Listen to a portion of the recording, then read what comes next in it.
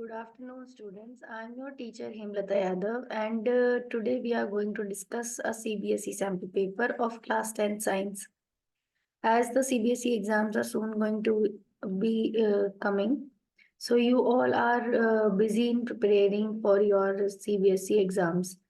So, through this channel, I would like to help you in finding the best possible way to find the latest questions of CBSE sample paper, and also I will also guide you कि आप उन questions को देखकर pattern को समझकर आप उनके अंदर किस तरह से फॉर्मेट में आपको आंसर्स देने हैं. Way of answering also you should understand. So with this Science Life channel, I would like to give you a platform in at which you can learn about your science concepts, and you can apply it in your daily life also. So with this positive note, I would like to start the video. And if you are new to this channel, then you can subscribe my channel for more such videos of science and biology, जिसमें मैं आपको concepts explain करती हूँ biology के और science के, जिससे आपको अपने पेपर में अच्छे स्कोर करने में हेल्प होगी. Thank you. So I'm sharing the screen with you that is having a CBSE sample paper, and we will be explaining it one by one.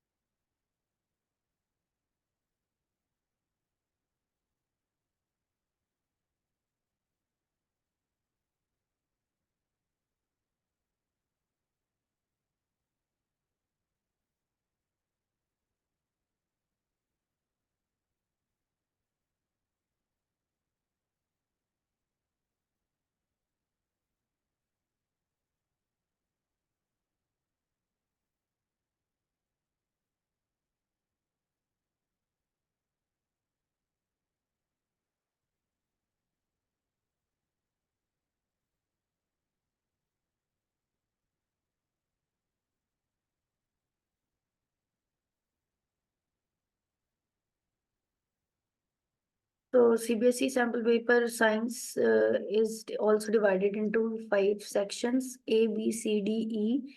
And you know that the A section is having the multiple choice questions, and the B section is having 2 markers. C is having 3 mark question.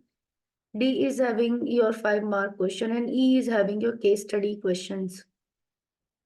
Same way we are going to see the sample paper. Be aware with.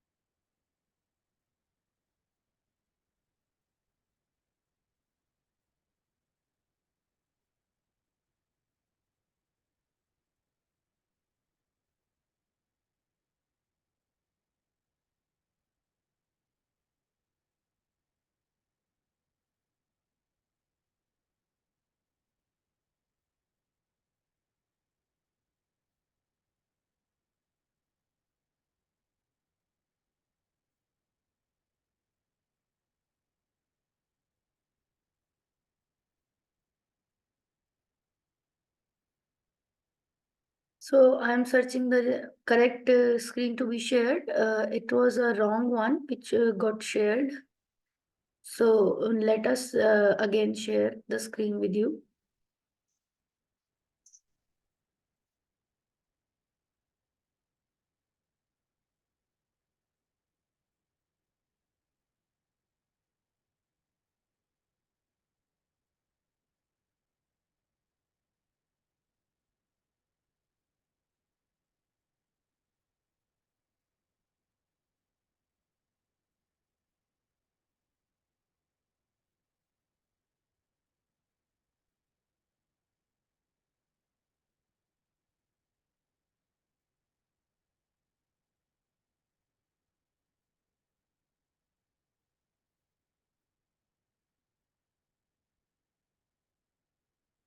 It is getting uploaded.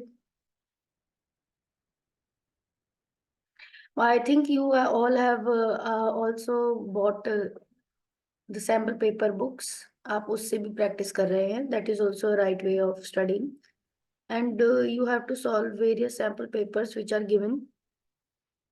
And by that only you will be able to understand more appropriately. Online classes are the medium which can make your which can guide you, but the books are the original source of wisdom. So now you can see this is the paper pattern. This containing 39 questions in 5 sections. All the questions are compulsory. However, an internal choice is provided in some of the questions. A student is expected to attempt all the questions. And internal choices जिनमें भी दी हुई हैं उनमें से कोई एक आपको attempt करना है, the best one which you think you know the answer of, you can attempt that.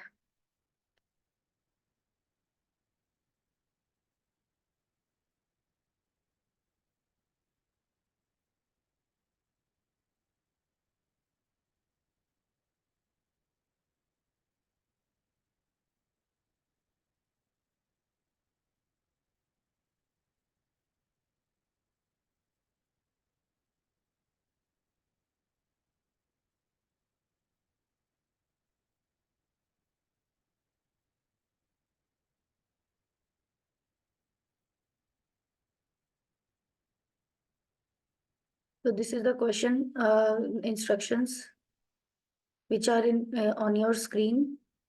You are having 5 sections and 39 questions. And section A consists 20 questions of objective type. Section B consists 6 very short of 2 mark each.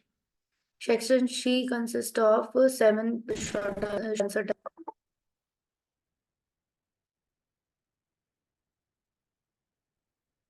So this is the first question from Pichkari. One person is exhaling the air. So what will be happening? Test tube A, test tube B, both test tube will take some time and can't say.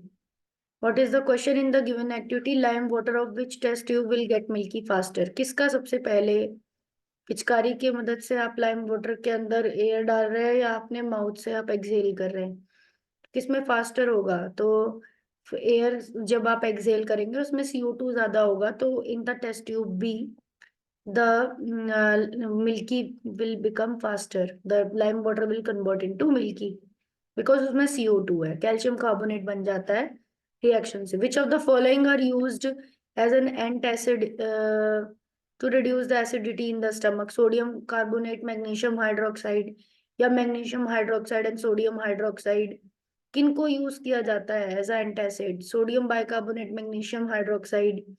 So D is the answer, sodium bicarbonate and magnesium hydroxide, because sodium bicarbonate is a mild base and magnesium hydroxide is also a mild base which act as antacid, neutralize कर देते हैं ये pH को. The resistivity does not change if material is changed, the temperature is changed, the shape of the resistor is changed, both material temperature are changed. कब resistivity नहीं बदलती है? तो when the shape of the resistor is changed, तब resistivity नहीं बदलती है, वरना material change होने पर resistivity बदल जाती है, temperature change होने पर भी resistivity बदल जाती है.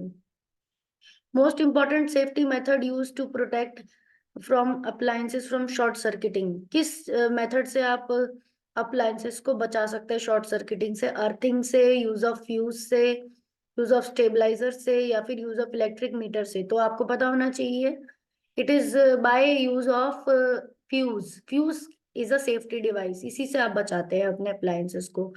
यूनिफॉर्म मैग्नेटिक फील्ड एग्जिस्ट हो रहा है प्लेन ऑफ पेपर में, लेफ्ट टू राइट वो जा रहा है जैसा दिखा रखा है. एंड इलेक्ट्रॉन एंड प्रोटॉन उसके मूव हो रहे हैं. Electron is going downward, proton is going upward. The electron the proton experience, क्या एक्सपीरियंस करेंगे electron proton? Forces both up pointing on the plane of the paper, into the plane of paper experience करेंगे force को, या force both pointing out of the plane of paper? अगर आप अपना left hand thumb rule use करेंगे तो आपको पता चलेगा कि force is shown by the index finger, magnetic field is shown by the second finger, and thumb will point in the direction of the current. तो इलेक्ट्रॉन्स जहाँ flow हो रहे हैं, यानी इलेक्ट्रॉन नीचे की तरफ फ्लो हो रहे हैं, और आप इसको प्रोटॉन, यूनिफॉर्म मैग्नेटिक फील्ड आपका डायरेक्शन में है, इस तरह से है। मैग्नेटिक फील्ड आपका ऐसे जा रहा है, तो आपका किस तरफ रहेगा? Pointing into the plane of paper आपका मैग्नेटिक फोर्सेस रहेंगे। Now an element X has electronic configuration 281 and another element Y has electronic configuration 287. They form compound Z. The property that is not exhibited Z क्या property show नहीं करेगा? इसका high melting point होगा, good conductor है electricity का, in its pure solid state, it break into pieces when beaten with the hammer, it is soluble in water. क्या property show नहीं करेगा? It is a good conductor of electricity in its pure solid state. तो ये एक ionic compound बनेगा, जैसे कि आपको पता है NaCl बनेगा। तो ये प्योर सॉलिड स्टेट में गुड कंडक्टर नहीं होगा, ये जब डिसॉल्व हो जाएगा वाटर में तब ये गुड कंडक्टर होगा। Y+2HCl give ZnCl2+H2। Above reaction में Y क्या हो सकता है? अगर आप किसी भी मेटल को HCl से रिएक्ट करते हैं, यहाँ पर आपको प्रोडक्ट भी दिख रहा है ZnCl2, तो आपका जिंक ही होना चाहिए जो Y की जगह आना चाहिए, तभी हो सकता है। जिंक रिएक्ट करे अगर HCl से, तब जिंक क्लोराइड बनता है, उसका सॉल्ट, और H2 बनती है। तो आई होप ये आंसर आपको क्लियर हो गया होगा। Now which of the following pair, इनमें से कौन सा पेयर है जो रिएक्शन दे रखे हैं और रिएक्शन के टाइप दे रखे हैं जो करेक्ट दे रखा है? 2KNO3 से KNO2+O2 बना है, डिस्प्लेसमेंट रिएक्शन। ZnAgNO3 से रिएक्ट करके ZnNO3+2Ag, combination reaction. NiNO32+2NaOH give NiOH2+2NaNO3, double displacement reaction.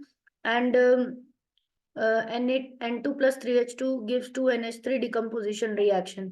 तो इसमें कौन सा पेयर करेक्ट दे रखा है जहां पर दो ग्रुप्स आपस में एक्सचेंज हुए हैं? C वाला, double displacement and precipitation,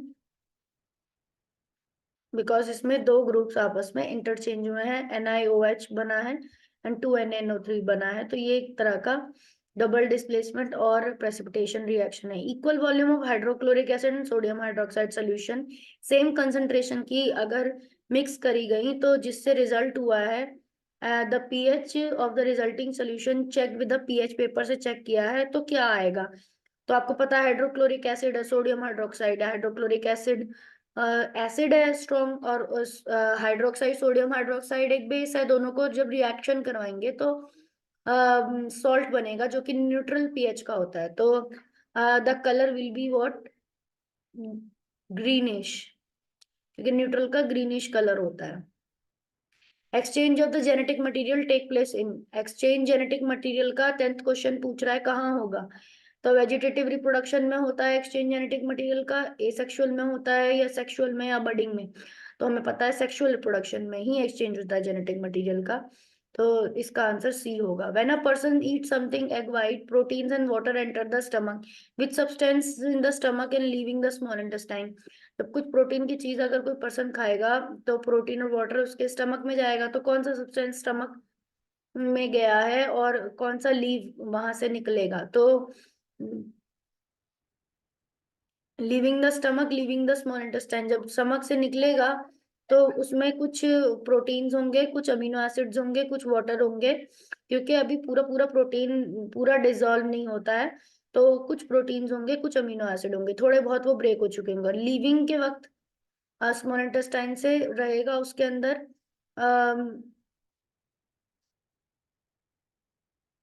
amino acids and water, living के वक्त अमीनो एसिड्स एंड वाटर रहेगा। So here the option will be amino acids and water, and living के वक्त स्मॉल इंटेस्टाइन में वाटर रहेंगे और अमीनो एसिड्स रहेंगे। सेल रजिस्टर की एनाइमीटर, इस अरेंजमेंट में डायग्राम में लग रहे हैं, तो करंट रिकॉर्डेड इन द एमीमीटर, एमीमीटर में कितना करंट रिकॉर्ड होगा ये आपको बताना है। तो इसमें आप देख रहे हैं करंट रिकॉर्ड निकालना है। Maximum in first case, maximum in second case, maximum in third case. तो किस में करंट ज्यादा होगा अगर किस अरेंजमेंट में आपने रेजिस्टर्स को लगाया है?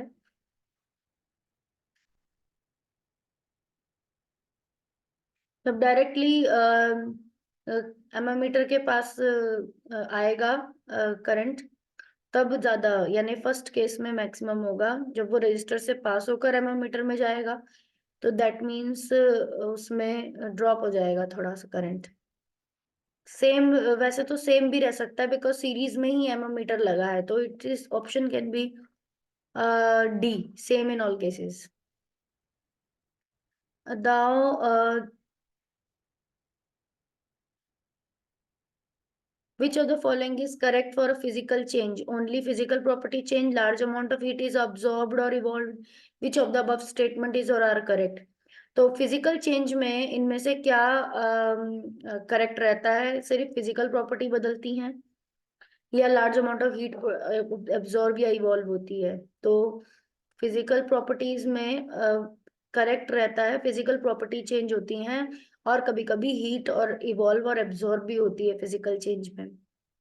विच of the following statement physical change में जैसे कि स्टेट चेंज होता है किसी का, अगर हम बर्फ को वाटर बनाते हैं, वाटर को स्टीम बनाते हैं, तो वो हीट अब्सॉर्ब करता है और हीट इवॉल्व भी करता है। तो बोथ हो सकता है, 1 and 2। Which of the following statements are true for sexual reproduction? Flowering plants के लिए क्या करेक्ट रहेगा, ट्रू रहेगा? It require 2 type of gamete. Fertilization is a compulsory event. It always result in the formation of zygote. Offspring form the clone. So first, second and third बस follow होंगे. So C option will be correct. First, second and third, क्योंकि जो offspring बनते हैं उनमें variation होता है, वो क्लोन्स नहीं होते हैं सेक्सुअल रिप्रोडक्शन के offsprings.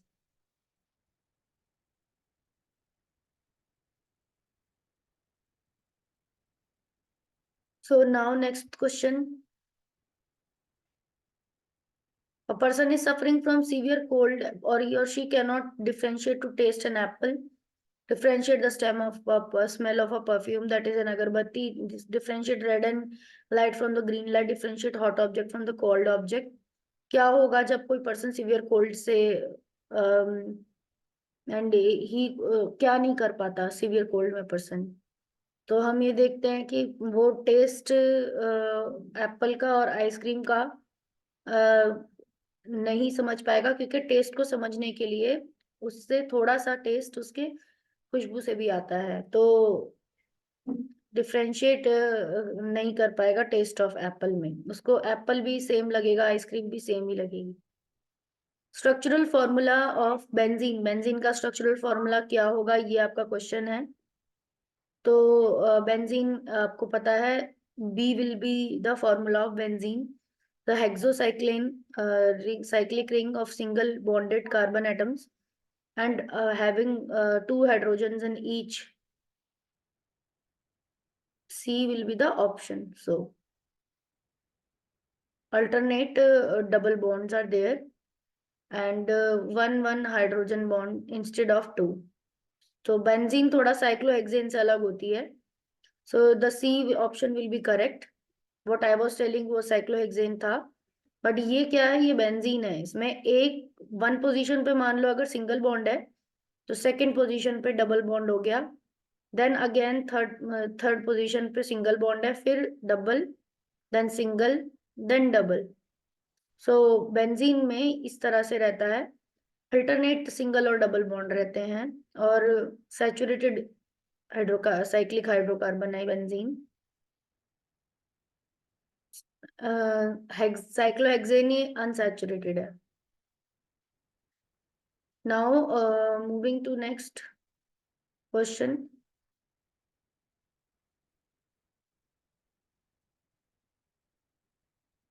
17 question. When water is added to calcium oxide, large amount of heat is produced. It is an endothermic reaction. तो कैल्शियम ऑक्साइड में जब हम वाटर डालते हैं तो बहुत ज्यादा हीट निकलती है। तो both assertion reason are true and reason is the correct explanation. So it is true because endothermic, endothermic तो नहीं, एक्सोथर्मिक रिएक्शन होता है ये। तो both assertion is true, reason is false. C will be the correct answer. Assertion, second question of assertion reason, 18th question. The genetic complement of an organism is called genotype. The genotype of a type of heredity property of an organism. Genetic complement कोई organism में genes कैसी हैं वो उसका genotype होता है. Genotype hereditary property organism की. Both assertion reason are true. A option will be correct. Assertion during the night, the effect of the root pressure in the transport of water is more. Night में root pressure का effect ज्यादा होता है. Stomata is open during the day. Transpiration take place with the help of drop. तो both assertion reason is true, but reason is not the correct explanation. Stomata की वजह से transpiration के link की वजह से रूट प्रेशर का आप रीजन नहीं दे सकते. तो दोनों स्टेटमेंट ट्रू तो हैं क्योंकि stomata during the day open होता है. ट्रांसपिरेशन भी हेल्प करती है पर वो उसका रीजन नहीं है. तो इसीलिए you will choose the B option of 19th answer. 20. The solenoid tends to expand when current is passes through it. Solenoid expand हो जाती है थोड़ी सी जब उससे करंट पास होता है. Two straight parallel metallic wires carrying current in the same direction attract each other. एक ही डायरेक्शन में अगर दो पैरेलल मेटेलिक वायर्स के अंदर से करंट जा रहा है तो वो एक दूसरे को अट्रैक्ट करेंगे. No, it will repel. So the assertion is true but reason is false. So C will be the correct answer. Now section B पे हम आ गए हैं short answers वाले question पे. Right, why do the article made of aluminium not corrode?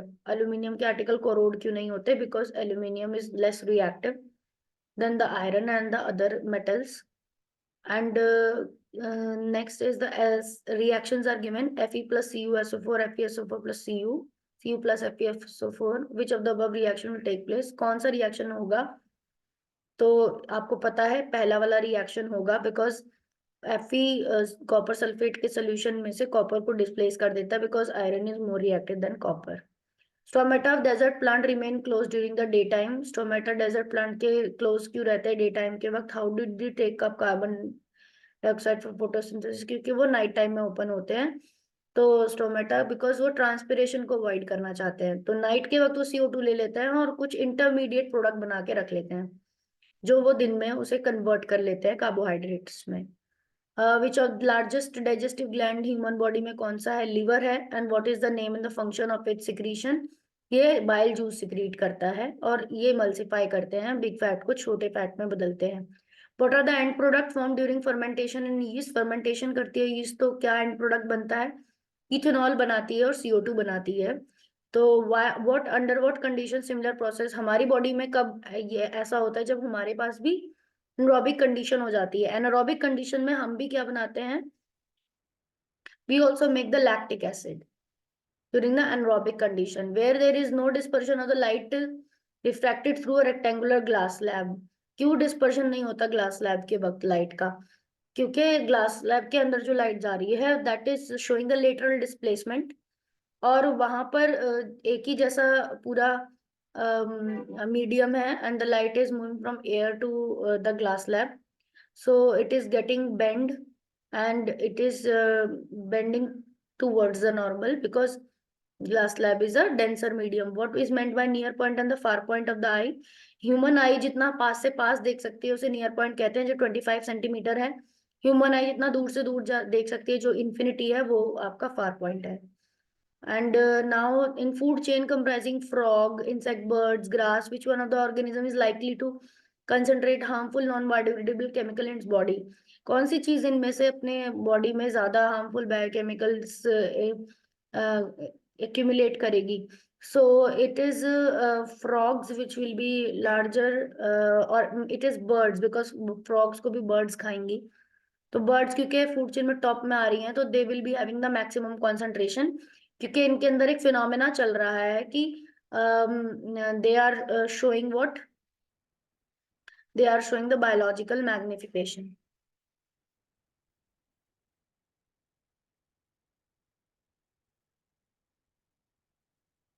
So they are showing biological magnification.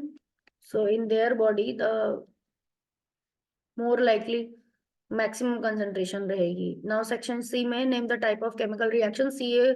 CO3 break हो रहा है CO और CO2 में, दैट मीन्स हीट की वजह से कोई एक सब्सटेंस दो में टूट रहा है, that means it is a decomposition reaction. CaO plus H2O gives calcium hydroxide, it is a combination reaction. Zinc solid plus H2SO4 gives ZnSO4, it is a displacement reaction. Non-metal X exists in two different forms, Y and Z. Y is the hardest natural substance, whereas Z is a good conductor of electricity. Identify X, Y, Z. Non metal x है, carbon है, जो to different form में graphite और diamond के form में मिलता है. जो वाई है वो डायमंड है क्योंकि वो हार्डेस्ट नेचुरल सब्सटेंस है. And Z good conductor of electricity है जो कि ग्रेफाइट है. तो आप एक्स वाई जेड को समझ चुके. An X element X on reaction with oxygen form oxide XO2 का. एक्स एलिमेंट क्या बना रहा है, ऑक्सीजन से रिएक्ट करके कार्बन डाइऑक्साइड बनाता है. ऑक्साइड जब वाटर में डिसॉल्व होती है तो ब्लू लिटमस को रेड कर देती है. State element X is an metal और नॉन मेटल. अब वो ब्लू लिटमस को रेड कर रही है तो आपको पता होना चाहिए कि मेटल ऑक्साइड्स तो बेसिक होती है, नॉन मेटल ऑक्साइड एसिडिक होती हैं. तो अगर मेटल ऑक्साइड बेसिक होती हैं, नॉन मेटल ऑक्साइड एसिडिक होती हैं, तो ये अगर रेड कर रही है तो एक्स आपका नॉन मेटल होना चाहिए क्योंकि ब्लू लिटमस रेड में हुआ है तो वो एसिडिक बना रहा है. तो that means x should be a non-metal. Name the metal which is alloyed with the copper to make bronze. Bronze को बनाने के लिए कॉपर के साथ कौन सा मेटल है जिसको अलॉय किया जाता है, तो टिन को करा जाता है. Explain the process of assimilation of protein in human digestive system. Proteins किस तरह से एसिमिलेट होते हैं डाइजेस्टिव सिस्टम में. प्रोटीन स्टमक में भी ब्रेक होते हैं, प्रोटीन्स इंटेस्टाइन में भी ब्रेक होते हैं. स्टमक में वो पेप्सिन एंजाइम से एसिडिक कंडीशन में ब्रेक होते हैं एंड इंटेस्टाइन में वो ट्रिप्सिन और काइमोट्रिप्सिन उन एंजाइम से होते हैं ब्रेक. जब वो अमाइनो एसिड्स में कन्वर्ट हो जाएंगे फुल्ली तो then they are assimilated by the absorption by the vessels, blood vessels. Name the three events which occur during the process of photosynthesis: the splitting of water molecule, the reduction of carbon dioxide, and the absorption of light by chlorophyll. These are the three events. An object of 4 centimeter in height is placed as 15 centimeter in front of concave mirror. Focal length दी हुई है. What distance आप mirror को रखोगे जिससे sharp image बना सको, तो height भी निकालनी है आपको. तो मिरर फॉर्मूला यूज करके आप निकाल सकते हैं आराम से इसे. And name the kind of lens that can form an inverted magnified image. Convex lens बनाता है inverted magnified image. And erect diminished image बनाते हैं concave lenses. Draw ray diagram to illustrate your answer. आप ray diagrams बना दोगे इनके. Draw a ray diagram to show the image formation. Object is placed between F and 2F के बीच में अगर object रखा हो कॉन्वेक्स लेंस में तो कैसी बनेगी इमेज, वो आप रे डायग्राम के थ्रू बना देंगे. What would the reading of ammeter volt meter. आपको एक सर्किट डायग्राम दिया है, एमीटर और वोल्ट मीटर में आप किस तरह से रीडिंग निकालेंगे, तो आप इसमें ओम्स लॉ यूज करके आप मिनिमम करंट मैक्सिमम करंट निकाल लेंगे एंड ऑल्सो रेजिस्टेंस भी निकाल लेंगे. ईच केसेस में स्ट्रेंथ भी टोटल करंट की आप निकाल सकते हैं by using Ohm's law.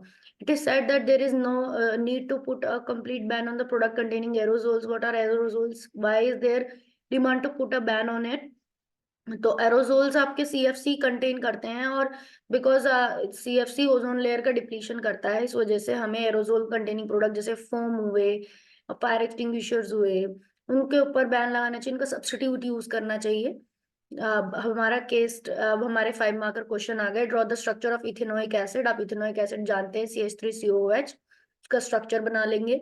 Name the compound formed when the ethanol is heated with ethanoic acid in presence of concentrated H2SO4. तो आपका एस्टर बन जाएगा. आपको पता है जब इथेनोइक एसिड और इथेनॉल मिलते हैं तो एस्टर बन जाता है. एस्टरिफिकेशन रिएक्शन इसको कहते हैं. Complete the following reactions. CH4 plus Cl2, तो आपका क्या बनेगा, CH3Cl बन जाएगा और HCl बन जाएगा. तो this is a addition reaction जिसमें क्लोरीन आपकी हाइड्रोजन को रिप्लेस करेगी and it will form a methyl chloromethane. And C2H5OH oxygen से रिएक्ट करेगा तो एल्डिहाइड बन जाएगा. CH3CHO बन जाएगा, CH3CHO एल्डिहाइड. और अगर हम इसे ऑक्सीजन से रिएक्ट करवाएंगे तो ये इथेनोइक एसिड बन सकता है. Compound X having formula C2H4OH when it treated with ethanol, few drops of concentrated acid forms a sweet smelling substance. तो ये कंपाउंड क्या होना चाहिए. अब ऊपर वाला रिएक्शन ही यहाँ पर ऊपर वाला क्वेश्चन ही यहाँ पर दूसरी तरह से चेंज होके पूछा गया है। तो ये आपका इथेनोइक एसिड ही है, उसका फॉर्मूला ये होता है C2H4O2। और इसको जब आप ट्रीट करेंगे इथेनॉल से और कंसंट्रेटेड एस्टर से, तो ये वही स्वीट स्मेलिंग सब्सटेंस ईस्टर ही बनाएगा जो ऊपर इन्होंने पूछा था, वही यहाँ पर इन्होंने पूछा है। एक्स और वाई को आप नेम कर दीजिए। तो आपने कर दिया, एक्स का नेम आपने कर दिया, इट इज इथेनोइक एसिड या acetic acid, and Y is the ester, इथे इथाइल इथेनोएट। द ईस्टर का नाम क्या होगा? इथाइल इथेनोएट, क्योंकि वो इथाइल अल्कोहल से बना है। राइट द इक्वेशन, इक्वेशन बना देंगे आप स्टरीफिकेशन रिएक्शन की। फंक्शन क्या है H2SO4 का? वो एक ऑक्सीडाइजिंग एजेंट की तरह यहाँ काम कर रहा है। Why do soap forms come instead of leather?